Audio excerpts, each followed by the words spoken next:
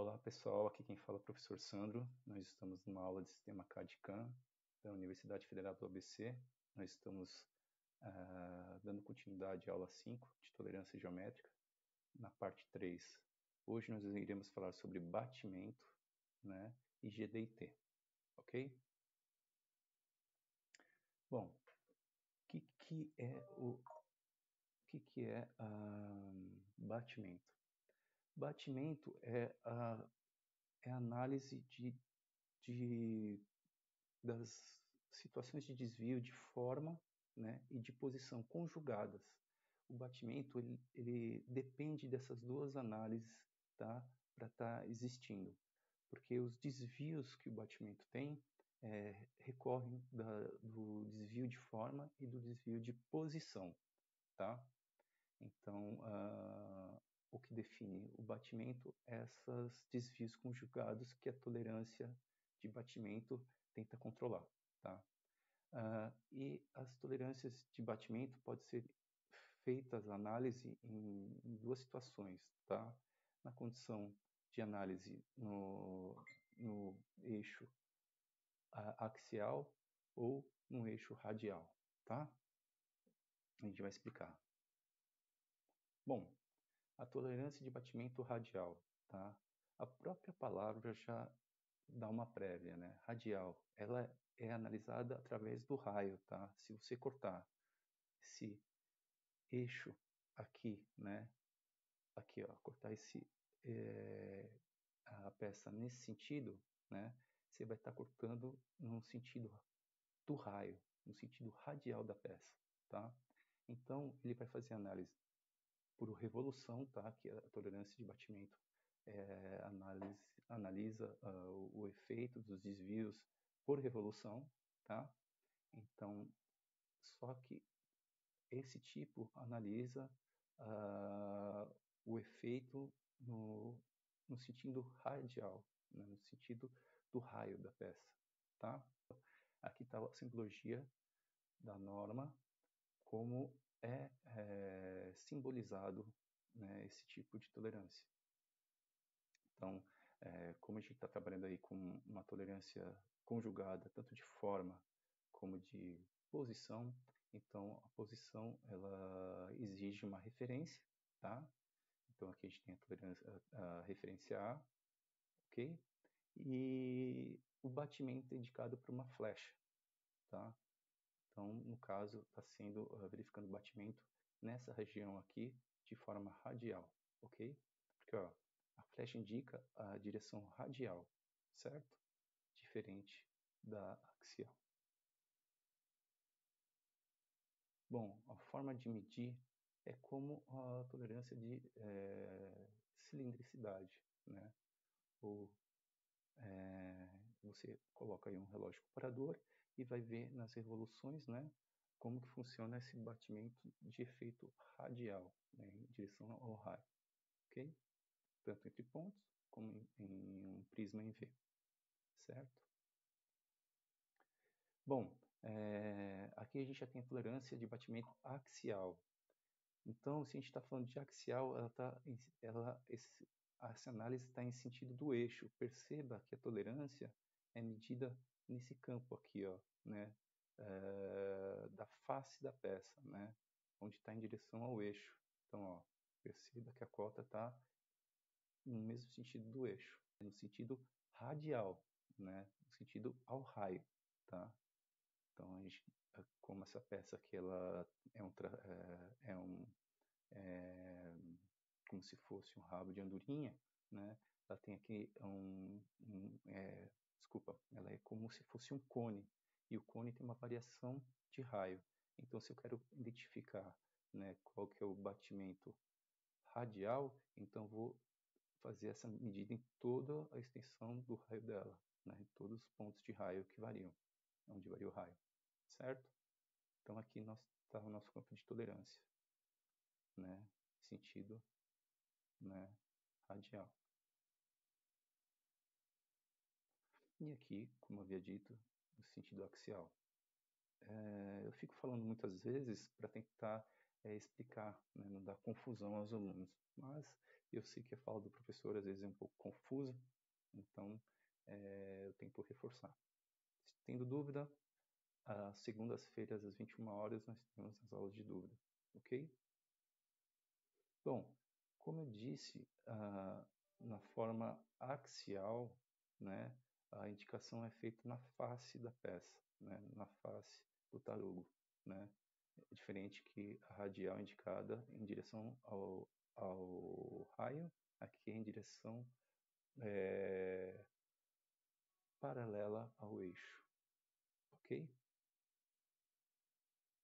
Bom, aqui é como é medido, né, a tolerância axial, né, as variações, né, que ela vai ter de toda a extensão da, da face, né, desse cilindro, ela vai ser medida na direção axial, né, paralelo ao eixo. Bom, aqui nós temos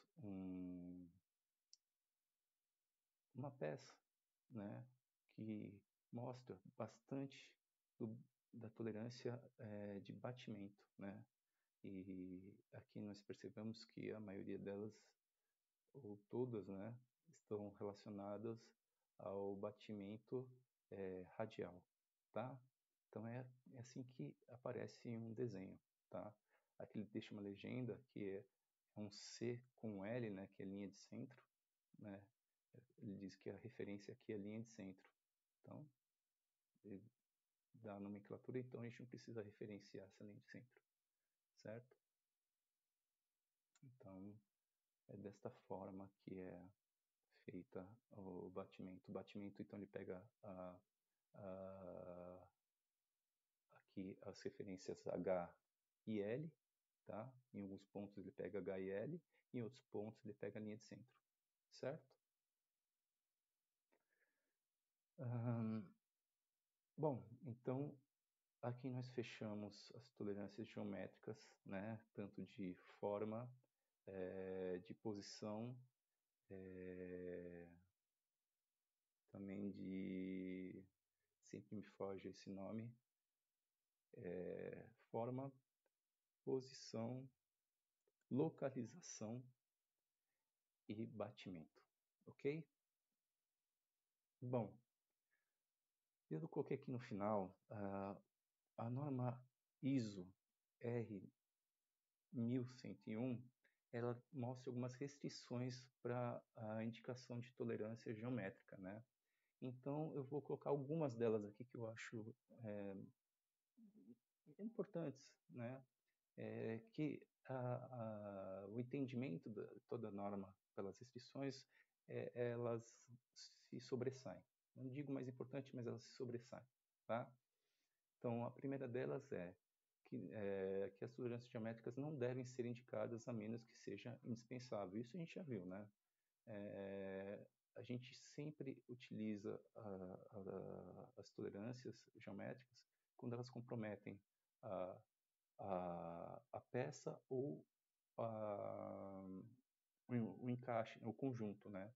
Então, fora isso, a gente não deve utilizar se a gente entende que não é imprescindível, ok? Bom, outra restrição é se a tolerância dimensional, às vezes a tolerância dimensional já restringe alguns erros de forma e posição. Então, nesses casos, a tolerância geométrica não se faz necessário, tá? Ela só vai se fazer necessária caso as tolerâncias dimensionais não supra essa necessidade, ok? Aqui eu acho que não é muito uma restrição, tá? Mas é uma condição, né? Uma tolerância de forma ou posição pode ser especificada mesmo na ausência de alguma tolerância dimensional, né? Porque a gente, a gente sempre acredita que a tolerância geométrica é um complemento da dimensional, mas em alguns momentos a gente pode indicar uma tolerância geométrica, tá? Sem ter uma tolerância dimensional, ok? Bom, Aqui também é a mesma ideia, né? Aqui não é essa AD também não é uma restrição, né? Mas o fato de se indicar uma tolerância de forma ou posição, né, que é uma tolerância geométrica, não indica que a gente tem que usar um método diferente, né, de análise, tanto ou de fabricação, ou de medição, ou de verificação, tá? Então, quando você põe uma tolerância geométrica, ela não diz que você não é mandatório se ter uma condição de fabricação, medição e verificação específico, né, ou necessário.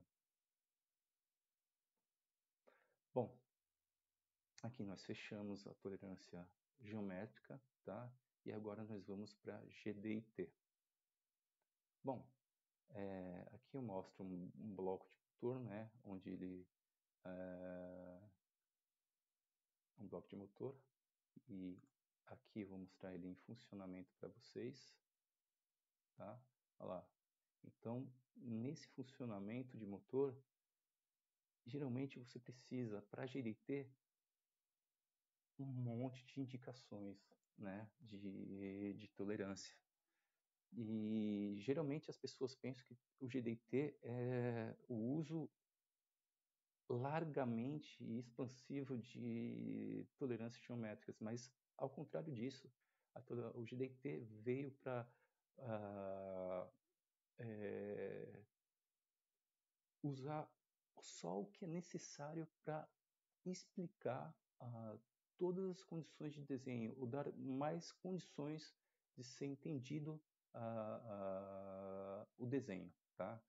É lógico que ela utiliza muito mais indicações de tolerância, né? Muito mais, não condições de tolerância, mas mais especificações que os desenhos normalmente usam.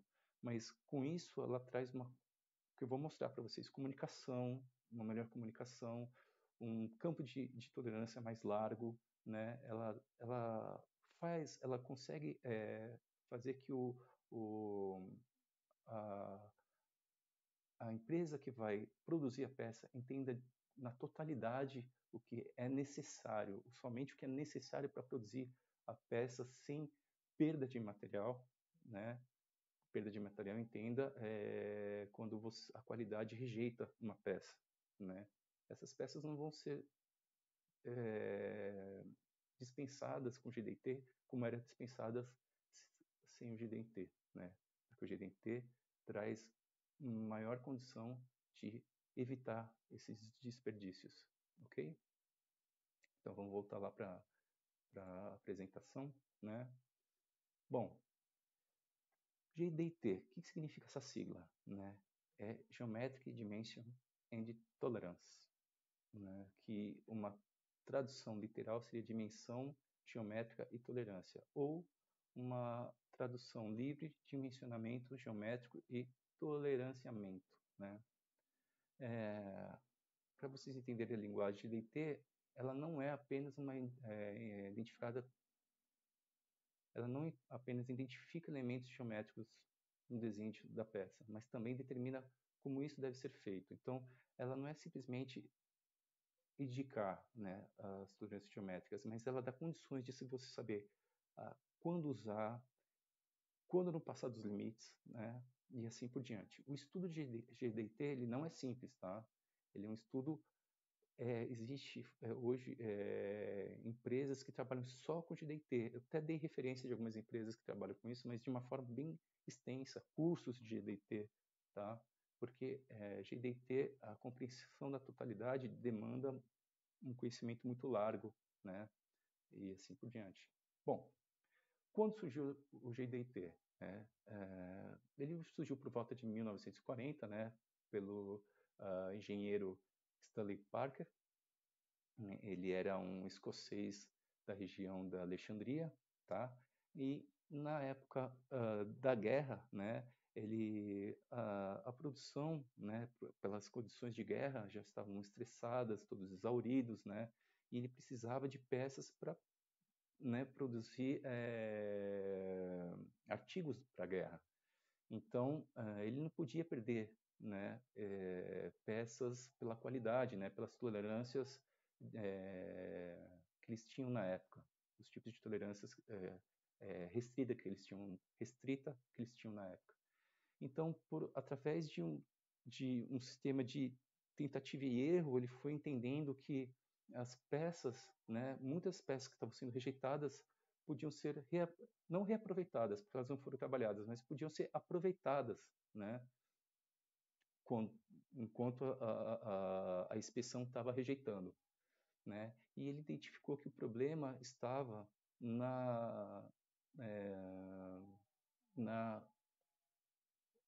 cadê? Era o centro dos elementos das peças, né? Ele identificou que a parte crítica era o centro dos elementos da peça, né? Então ele acabou identificando que o sistema que era utilizado na época de tolerância não era suficiente para rejeitar peças boas, né? E aí surge o GDIT. Bom, o GDIT ele é uma variação da sua irmã mais velha, né? O CDIT, que é Classical Dimensional Tolerance, né? Dimensão clássica e toleranciamento numa tradução livre, ok? Bom, como que era referenciado o CDIT, né? O CDIT era da forma que a gente já conhece, né? Que a gente coloca aí a, a, a cota, né? A gente põe inicialmente aqui a cota e ao lado a gente coloca aqui o campo de tolerância, né? Com o afastamento superior e o afastamento inferior. Ou a gente pode também colocar já a soma da medida com o afastamento superior e da medida com afastamento inferior. Ou, se for o caso, que nem aqui, né, colocando mais ou menos a tolerância. Então, essa é a forma clássica de indicar uma tolerância de CDIT, tá? Bom, mas o que essa forma de tolerância utilizava, né? Ela utilizava o campo de coordenadas cartesianas, né? Eu vou tentar aqui fazer uma coisa, né, que tentar ajudar. Puxa, pessoal, eu desenho completamente mal com essa forma nova que eu descobri aqui, mas eu vou tentar fazer da melhor forma possível. Olha lá. Imagine que a gente tem aqui a coordenada y, né, das coordenadas cartesianas, certo? E aqui eu tenho a coordenada,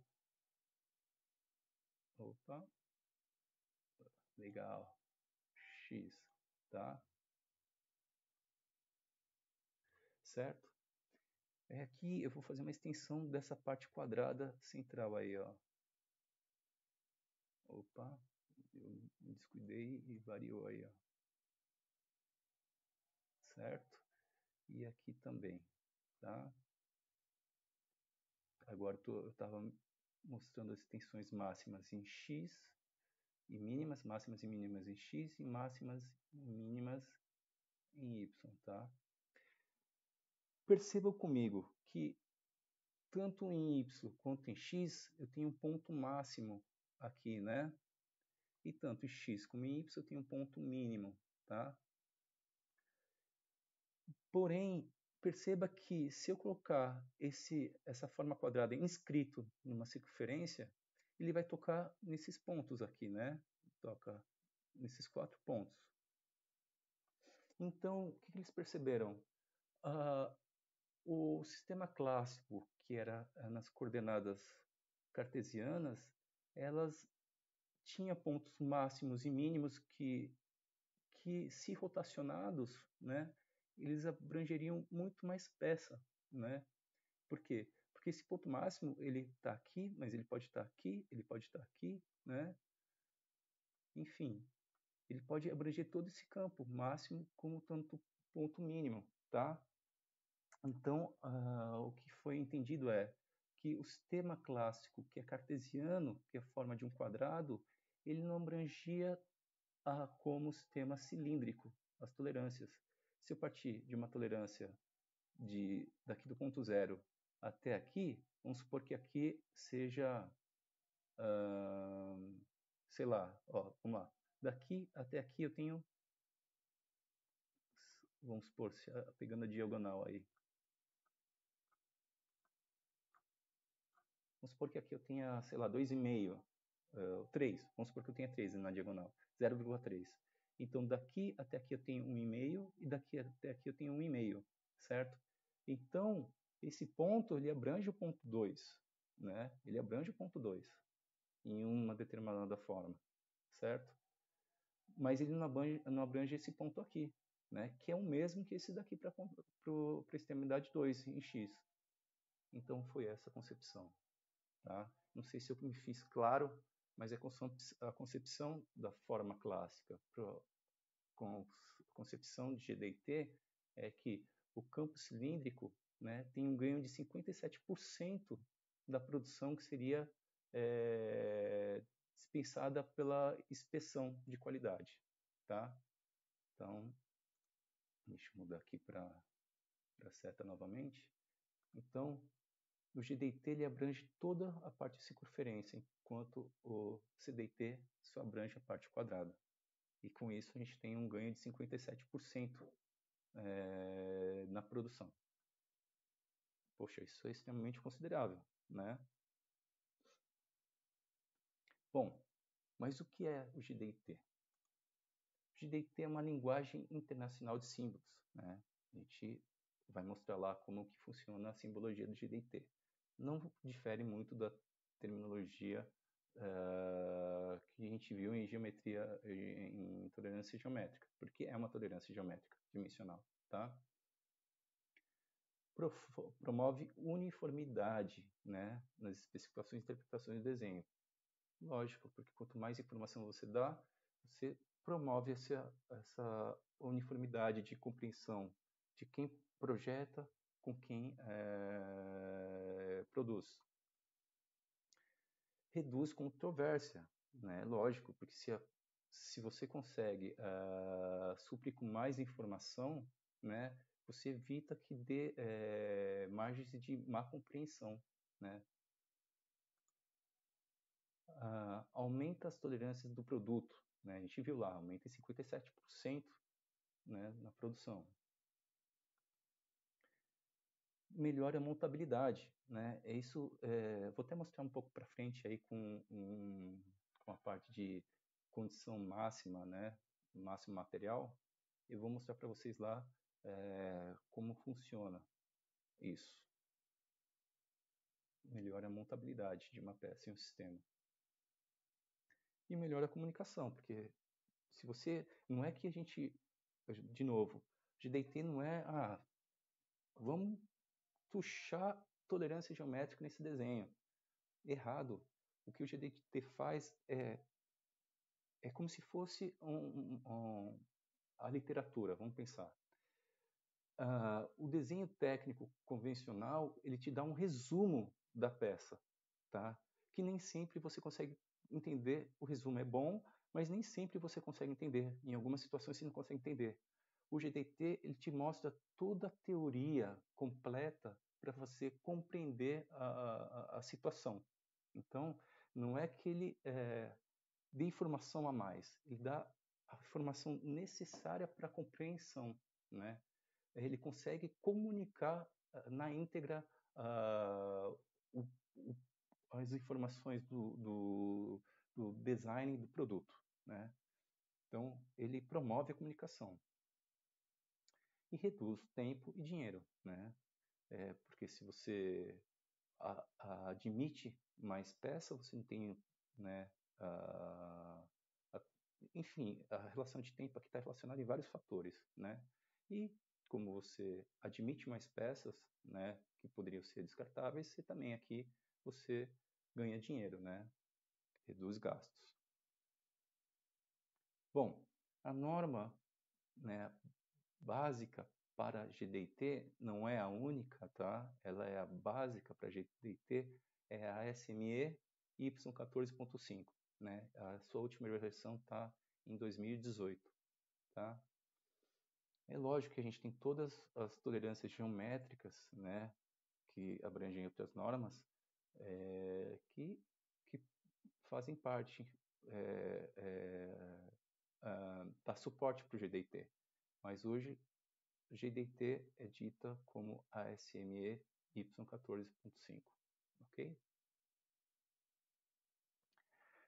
Pessoal, aqui está um desenho básico de GDT, tá? Percebam, né? Se a gente fosse falar dessa peça somente com as cotas, né?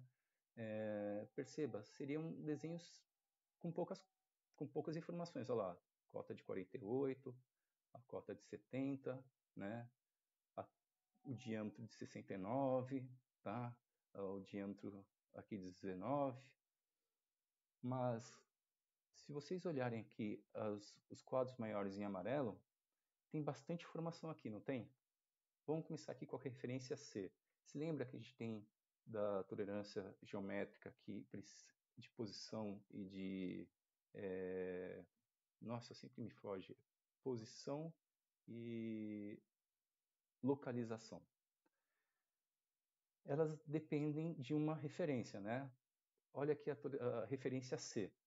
A referência C está referenciada na tolerância, nessa tolerância, né? Que depende de A e B. Então, vamos olhar para a tolerância B. A tolerância B depende da tolerância A. Vamos olhar a referência B depende da tolerância da referência A. Então, vamos olhar a referência A. A referência A depende da tolerância de planicidade indicada nessa superfície aqui. Então, perceba que se a gente falasse de programação, é como se a gente tivesse aqui uma condição C, né? Essa referência existe se essa tolerância existir. E essa referência existe se essa referência existir. E essa referência existe se essa tolerância existir. Então, perceba, se eu for iniciar a execução desse projeto, eu vou pegar um bloco e vou iniciar por essa face, porque todas as referências vão sair dessa planicidade. Então, realizando aqui a face, né, o plano, né, a gente garantindo a planicidade dessa face, né, dentro da tolerância 0,1, a gente pode partir para a parte da referência B, né, que a referência B, ela depende aí de uma tolerância aqui, ó, de 0, ó, tolerância 0, né, para perpendicularidade. Aqui não pode ter uma variação de perpendicularidade. Então, dessa referência, né, eu tenho que ter uma perpendicularidade que não pode variar em nada, né, para essa peça. E depois eu parto para essa referência aqui. E essa referência aqui, ela está dizendo que ela depende dessa tolerância de posição aqui de tolerância de um ponto, né? Aqui, ela depende desse centro dessa circularidade aqui, ó, né? Então perceba, então você sabe a cadência de como você tem que começar. Então eu começo com a face, depois eu garanto aqui a perpendicularidade da peça fazendo essa parte de cima, sem variar. Depois eu vou para essa aqui que eu tenho que garantir esse centro. E depois eu vou para os outros furos, né? Esses furos aqui, duas vezes esse furo. E depois essa posição, eu tenho que garantir esse centro desse furo. E depois variando de 3 milímetros e depois tem que garantir o centro desse furo variando de 0,3 milímetros também, tá? Esse símbolo aqui de máximo eu vou explicar aqui para frente, tá? Nos próximos slides eu vou explicar o que significa essa condição de máximo, tá? Mas vocês entendem como o GDT consegue comunicar melhor o desenho? Agora, se eu tivesse só as cotas, né, e as suas variações de cota, eu não comentei sobre as variações de cota, porque elas, tanto a tolerância dimensional e a tolerância geométrica estão combinadas aqui, tá? E junto com a tolerância de máximo, que eu vou mostrar isso daqui, como que a combinação da tolerância dimensional e a tolerância geométrica trabalham na condição de máximo, tá? Bom, então vocês perceberam como é a cadência da situação, como o GDT informa melhor o desenho, tá? Bom, então aqui eu já tenho aqui uma tolerância de posição de um ponto, né? Como havia dito, a tolerância de uma forma qualquer, tá? Eu tenho a tolerância aqui de condição de máximo, que eu já vou falar aqui para frente. Eu tenho aí a tolerância de planicidade e a de perpendicularidade, como eu havia dito. Dá muito mais informação, uma simples peça dá muito mais informação que se fosse utilizado em uma peça sem concepção do GDT, ok? Bom, aqui eu vou falar sobre a condição de máximo, tá? Bom, para falar da condição de máximo, vamos pegar essas duas peças aqui, tá? Essa peça tem um furo passante e essa tem um pino que vai ser encaixada nesse furo, ok? Imaginem que esse furo aqui tivesse muitas tolerâncias sendo aplicadas a ela, certo? Mas muitas tolerâncias mesmo sendo aplicadas a esse furo, tá? Se eu pegar de todas essas tolerâncias, a tolerância de menor diâmetro do furo, né, para que se encaixe esse pino, eu vou estar garantindo todas as outras tolerâncias, certo? Se eu der a condição de menor diâmetro, tá, que possa encaixar aqui esse pino, que permita encaixar esse pino, então todas as outras tolerâncias, né, de máximo, enfim, vão estar sendo garantidas, né? Porque vai encaixar o pino de qualquer jeito. E a mesma coisa funciona aqui para o pino. Se eu pegar a maior condição do diâmetro do pino, né, que encaixe nesse furo, todas as outras tolerâncias vão estar sendo atendidas. Então, essa é a ideia básica de condição de máximo material. É um máximo material aplicado que garante o funcionamento, né, ou o funcionamento da peça ou do conjunto, ok? Bom, aqui eu também dou um motivo de uso, né, é um complemento, e aqui, entre nesse site, gente, ele está em inglês, mas deixa eu ver até se eu não consigo mostrar aqui para vocês, esse site, ele está em inglês, mas se vocês entram aqui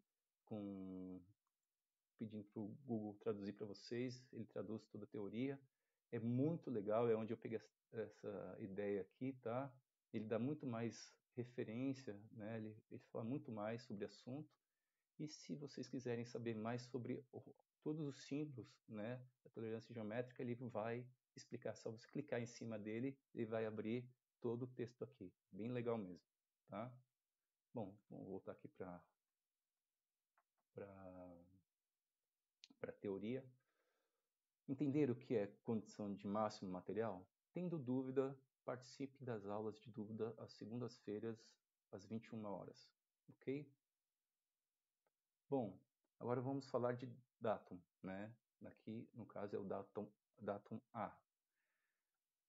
Essa nomenclatura datum A, né, para a GDT é muito difundida, né? O datum A nada mais é do que a própria referência, né, que a gente está utilizando para as tolerâncias. Como a gente em GDT usa bastante tolerância para ter condições de explicar o desenho da melhor forma possível, né? Entenda, não é botar só um monte de tolerância, é colocar o mínimo de tolerâncias possíveis, mas que consiga explicar de uma forma clara, né, como se produz aquela peça, sem as peças que a tolerância antigamente as tolerâncias rejeitavam, você tem que dar a quantidade de informação que possibilita que aquelas peças não sejam rejeitadas, peças que possam ser trabalhadas, né, ou encaixadas, sejam rejeitadas, certo? Então, como eu estava dizendo, o datum A é uma referência, né, e essa referência pode ser utilizada para várias tolerâncias, né? Então, é dito que o datum A é como se fosse uma âncora para toda parte, né? Assim, é meio que ela representa isso, né? Datum, se você for traduzir de uma forma livre, ele é como se fosse o ponto inicial, né? Da onde é a referência para todas as, da onde deve se partir, né? Para se entender a referência, né? Você tem que partir aqui desculpa, é da onde você tem que partir para entender a tolerância, né? A referência que a referência é da onde parte para você entender a tolerância, certo? Eu falo as coisas e não ouço o que estou dizendo. Às vezes eu posso falar coisas confusas aqui, só percebo depois que eu falei. Pessoal, se está confuso, peço para vocês entrarem na aula de dúvida e a gente esclarece de uma forma melhor, ok? Mas entendido o que é datum? É só uma forma de abordar a referência dentro de GDT, ok? Bom, essa peça, eu acho que melhor explica o que é GDT. Só um segundo.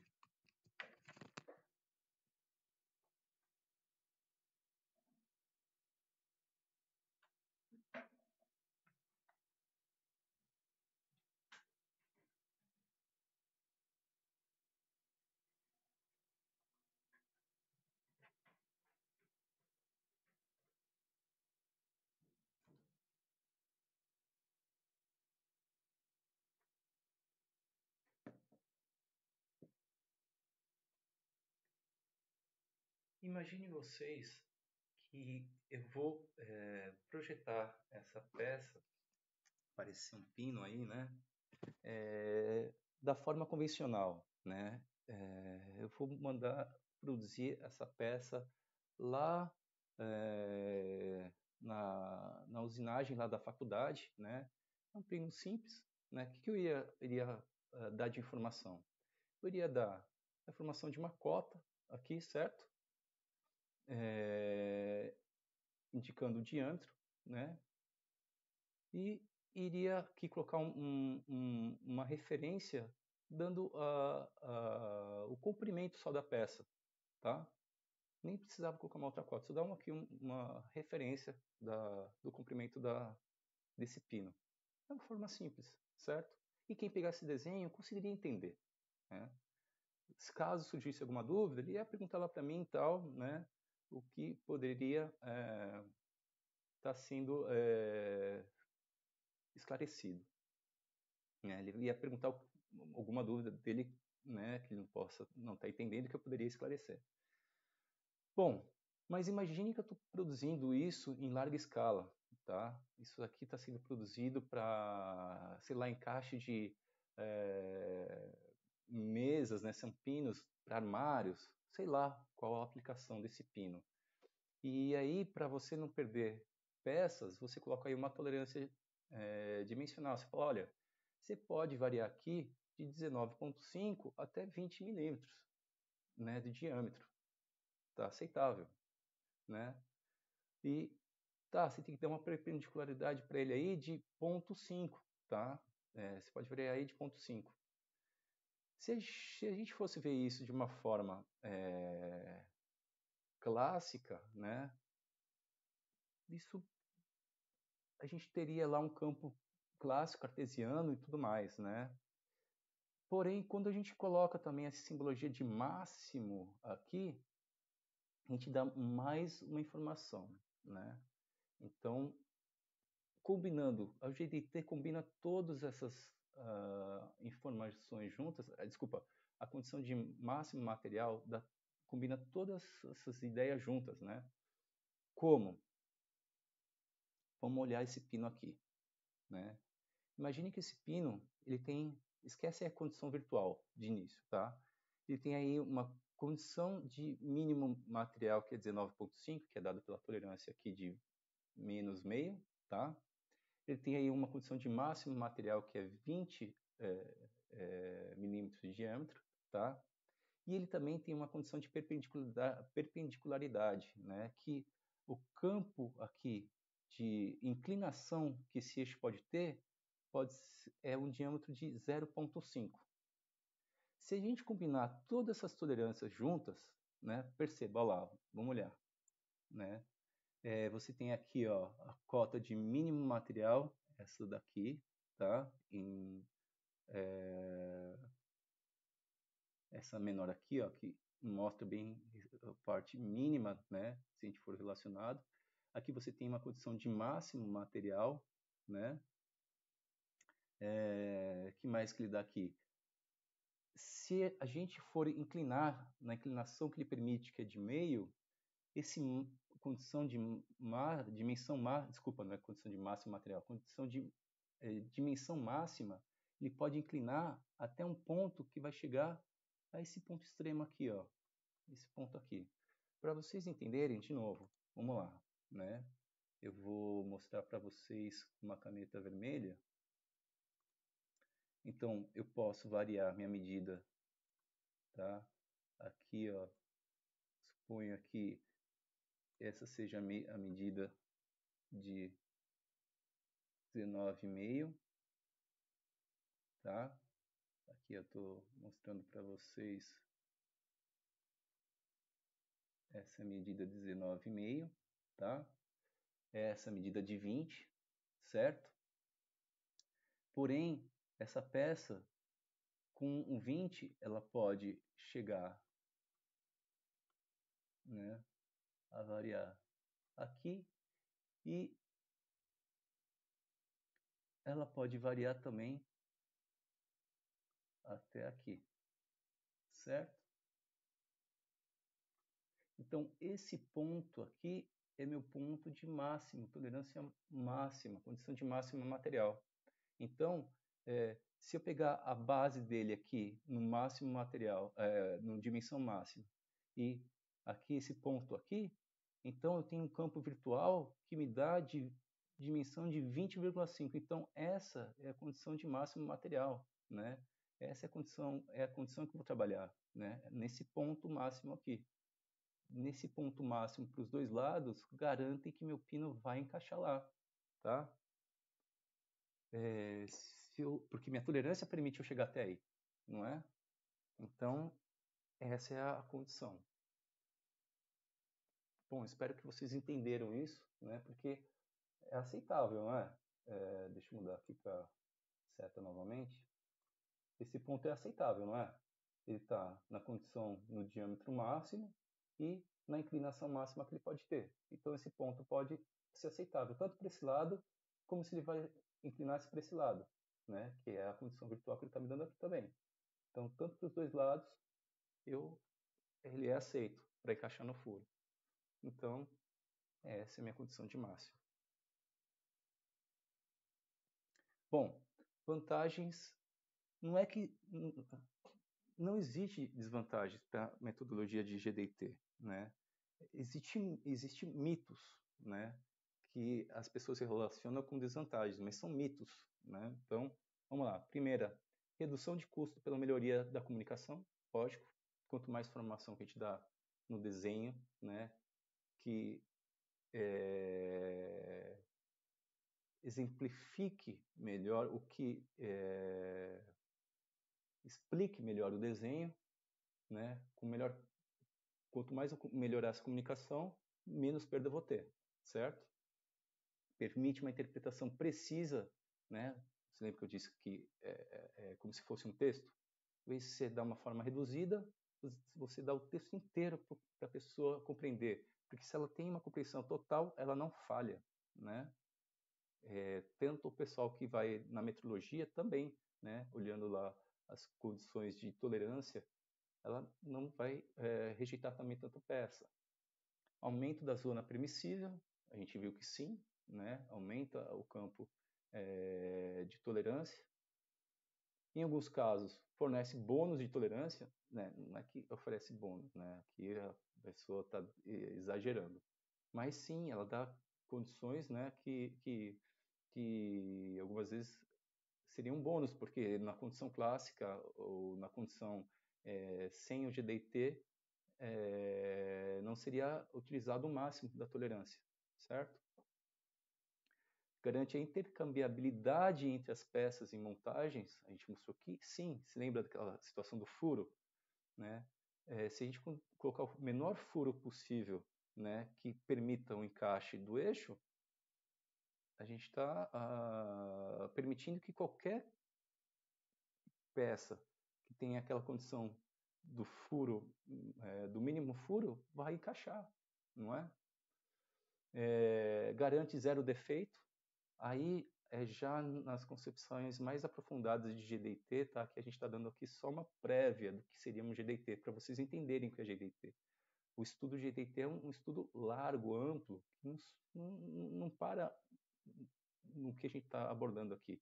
É muito mais profundo, tá? Não é interpretável, minimiza as controvérsias. A gente entendeu, porque se você dá mais condições de se entender um desenho, você diminui as controvérsias e falsas suposições, né?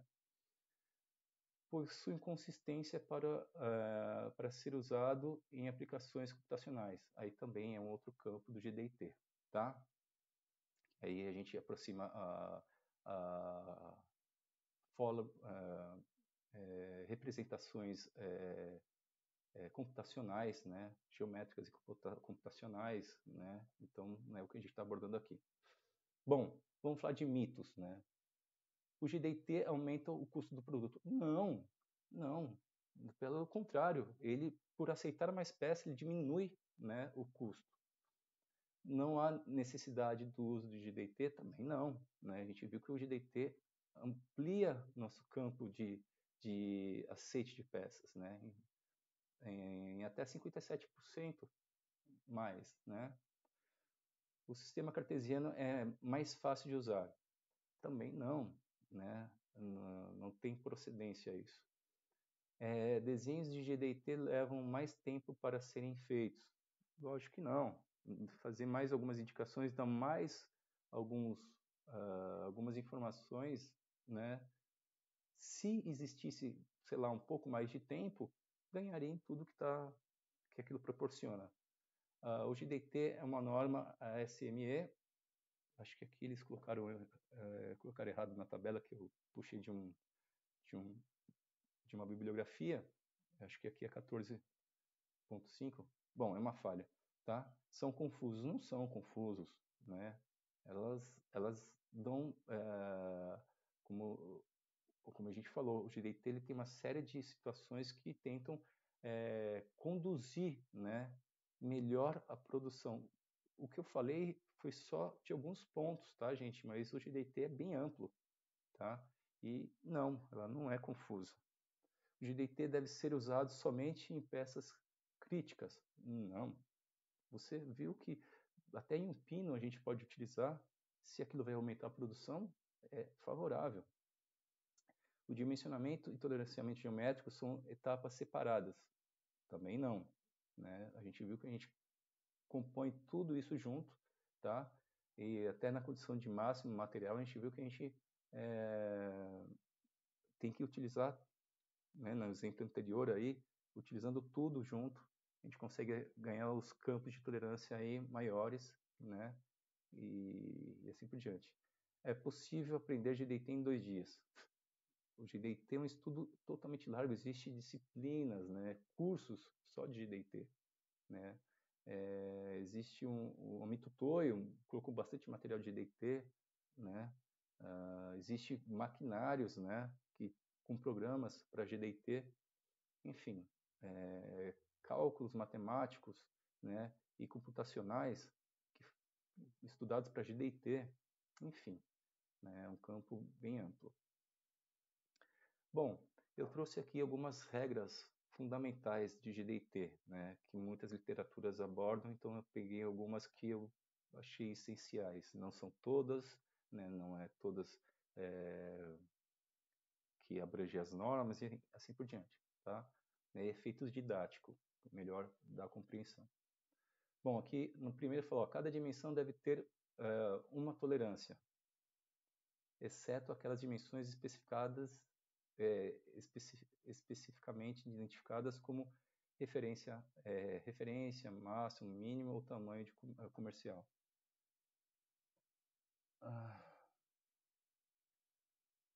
Então, cada dimensão deve ter uma tolerância, exceto aquelas dimensões especificamente identificadas com referência, máximo, mínimo ou tamanho comercial. Aqui o GDT diz que cada dimensão deve ter uma tolerância, tá? Mas exceto aquelas que existem com referências, né? Os pontos de referência, né? Na tolerância, condições de máximo, mínimo, tamanho comercial, enfim, né? Então, ele para enxutar, deixar enxuto, para as pessoas não terem possibilidade de errar, ele diz que deve se colocar, né, cada dimensão deve ter uma tolerância. Mas, como a gente viu, a gente referencia, né, a gente tem referências nas tolerâncias, né, exceto nessas condições. O dimensionamento e tolerância devem se completar, né? O dimensionamento e tolerância devem se completar, havendo uma definição completa de cada elemento da peça. Correto, né? Essa é a ideia do GDT. Então, essa é uma outra etapa. A terceira etapa é: as dimensões devem ser relacionadas e arranjadas para satisfazer as relações de funcionamento e montagem. Correto, né? Se lembra que a gente até falou de tolerância geométrica, né? Elas só devem ser aplicadas se comprometer ao funcionamento da peça ou do conjunto, né? Da montagem. Então, o GDT também segue essa linha. O desenho deve definir uma peça sem especificar os métodos de manufatura. O desenho deve definir uma peça sem especificar os métodos de manufatura. Sim, ele não vai especificar como se deve usinar, assim por diante, né? Ele só dá condições de compreender o desenho. Ele não diz como deve se manufaturar, ok? Bom, um ângulo de 90 graus aplica-se em desenhos de ângulos exatos, né? Sim.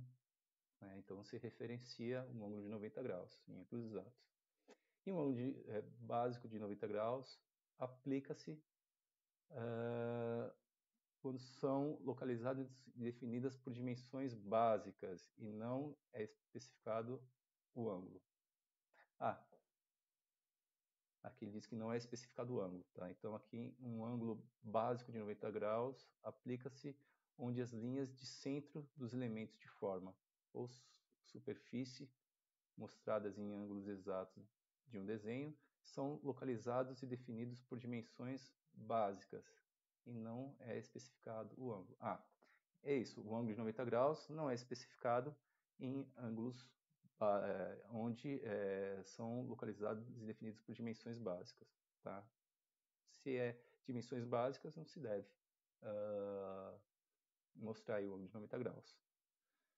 Aqui, acredito que venha da norma, né? Ele diz que dimensões são aplicadas a 20 graus Celsius. Então, você faz análise das dimensões a 20 graus Celsius, né? Isso deve ser uma condição da norma, tá? Todas as dimensões e tolerâncias são aplicadas em condições do estado livre, né? Isso aqui é uma condição específica, tá? Que quando você traz uma informação de restrição, né? E você coloca uma condição de estado livre, você diz que aquela tolerância não é aplicável ao estado livre. Bom, eu deixei aqui, acho que um vídeo explicando sobre isso, tá?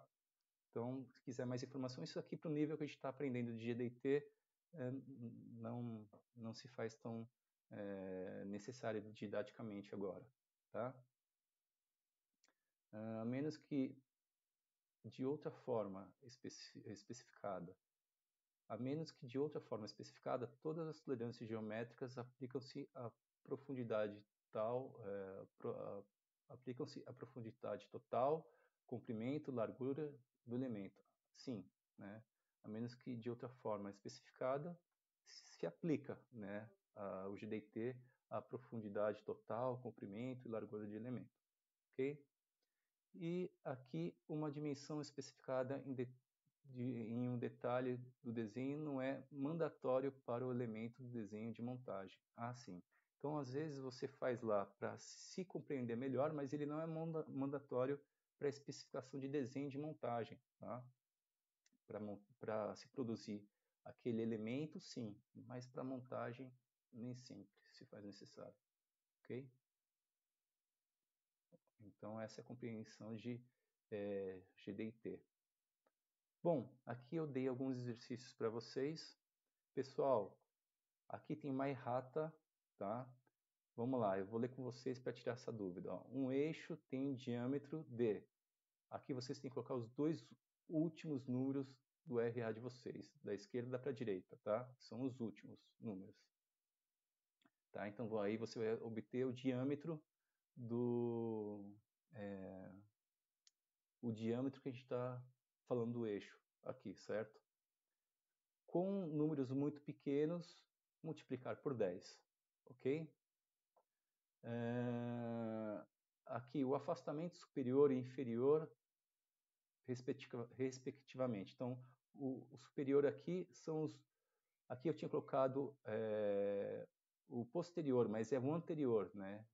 Aqui, se esse é o final, os dois anteriores a ele vai ser usado para afastamento. E os antepenúltimo, que é antes desses dois, se usa-se aqui. Então, os dois últimos, os anteriores e os anteriores a esse, tá? Numa cadência. Os dois últimos, os do meio e os anteriores a ele, certo? E aí vocês respondem essa pergunta aqui. Aqui, ó, dê todas as medidas com suas devidas tolerâncias em função da simbologia. Então você vai analisar todas as simbologias de máximo aqui, e vão responder para mim, tá? Esse exercício. E eu quero que você explique, porque eu não disse que o GDT dá melhores condições de estar entendendo a peça, então eu quero que você discorra como se fosse como a concepção do projeto que você está tendo de compreensão. Olha, eu estou colocando essa tolerância aqui porque isso daqui implica nisso, né? E por isso eu tenho que colocar essa referência aqui, porque isso, enfim, é assim que você vai ter que trabalhar, ok? É mesmo essa também. Aqui eu dou todas as condições de trabalho dela, né? Onde que ela vai ser encaixada, como ela vai ser fixada, e eu quero que você discorra sobre as simbologias, né? Qual a tolerância geométrica em GTT que você vai estar usando aqui para essa flange, ok? Dúvidas aqui hoje, né? Que hoje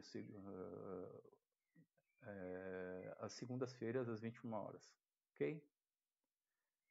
Bom, a entrega é o dia 28/10, tá? E aqui a gente finaliza essa teoria. Então eu coloquei aqui algumas, percebo que eu coloquei algumas a mais, algumas videoaulas a mais, tá? Para explicar um pouco de algumas coisas que eu achei que poderia dar dúvida para vocês, né? Como o que é radial, o que é axial e o que é estado livre, né? De peças flexíveis. Aqui se dá o entendimento do que é o estado livre para GDT, ok? E eu coloquei aqui um squeeze, né? Para vocês tentarem testar lá o conhecimento de vocês sobre GDT, ok? É isso, pessoal. Então a gente fechou mais um ciclo aí de aula, né? E possivelmente a próxima aula já vamos falar de outro assunto, ok? Até a próxima aula.